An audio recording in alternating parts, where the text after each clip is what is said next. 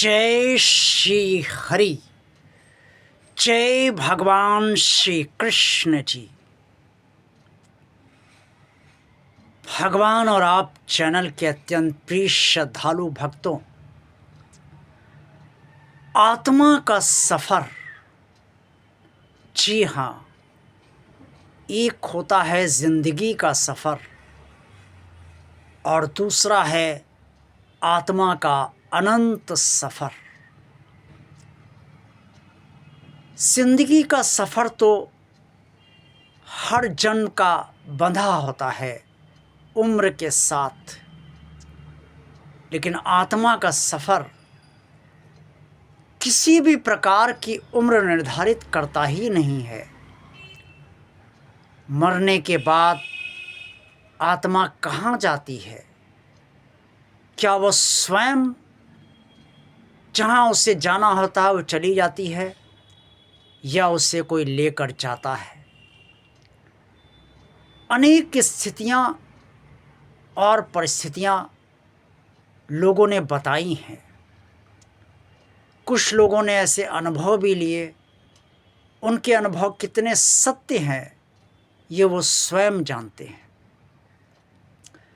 कई लोगों का ये कहना है कि जिनके कर्म खराब होते हैं उन्हें यम के दूत अर्थात यमराज जी के दूत लेने आते हैं और व्यक्ति जाना नहीं चाहता, तब उस व्यक्ति की आत्मा को घसीटते हुए ले जाते हैं। और जिनके कर्म अच्छे होते हैं उन्हें यमराज स्वयं लेने आते हैं और अच्छे कर्म वालों को स्वर्ग मिलता है, अर्थात आत्मा को लेने आते हैं यमराज भी। और जो मोक्ष पाते हैं उनकी आत्मा शरीर से निकलने के बाद स्वयं लुप्त हो जाती है। उसे ना तो यमराज देख पाते हैं और ना अब लेने आ सकते हैं और ना यमराज के दूत।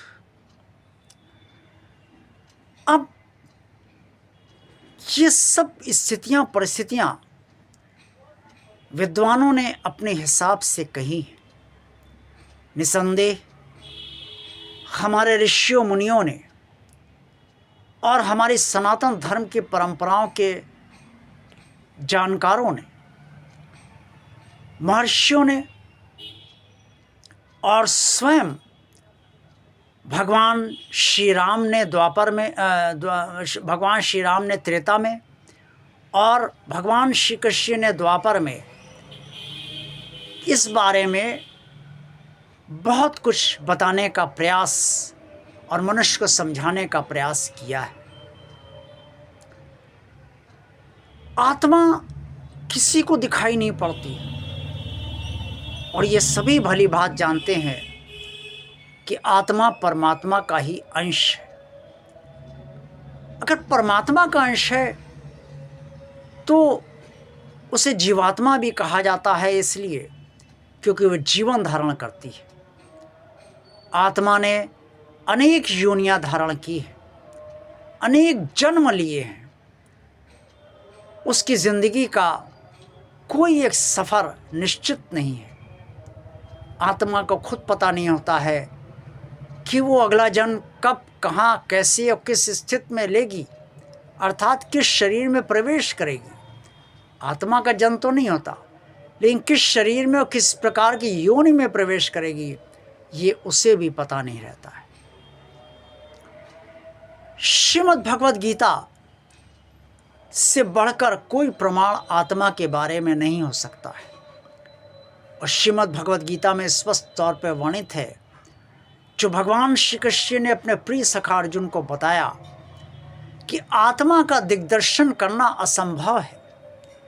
बहुत विरले लोग ही आत्मा का दिग्दर्शन कर पाते हैं, लेकिन ऐसी पवित्र आत्मा आखिर क्यों बार बार अनेक योनियों में, अनेक जन्म में, अनेक प्रकार के शरीर धारण करके उनके भीतर जीवात्मा रहने पर विवश होती है? परमात्मा की इच्छा है या स्वयं व्यक्ति की इच्छा है। ये बात भी सही है कि इस संसार में व्यक्ति बार बार आना चाहता है कि उसे संसार बहुत अच्छा लगता है।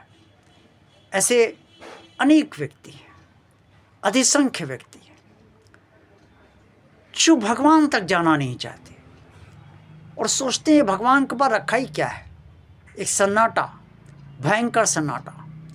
और संसार में सब कुछ है, हंसी खुशी है, आमोद प्रमोद है, मन बहलाव है, जो चाहो खाने को, पीने को, पहनने को, मनोरंजन करने को सब कुछ तो है।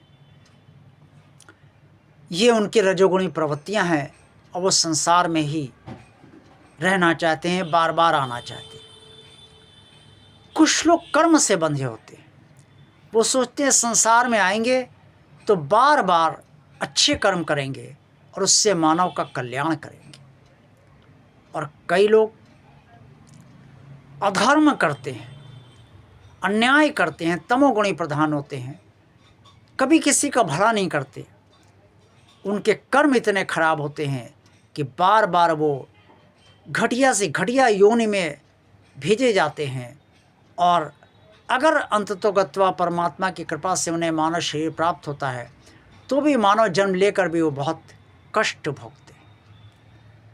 आत्मा के सफ़र को कोई नहीं जान पाया है, क्योंकि जो परमात्मा का अंश है वो अपना सफ़र कब पूर्ण करेगी और कब तक उसका सफ़र चलेगा, ये तो सिर्फ परमात्मा ही जानता है।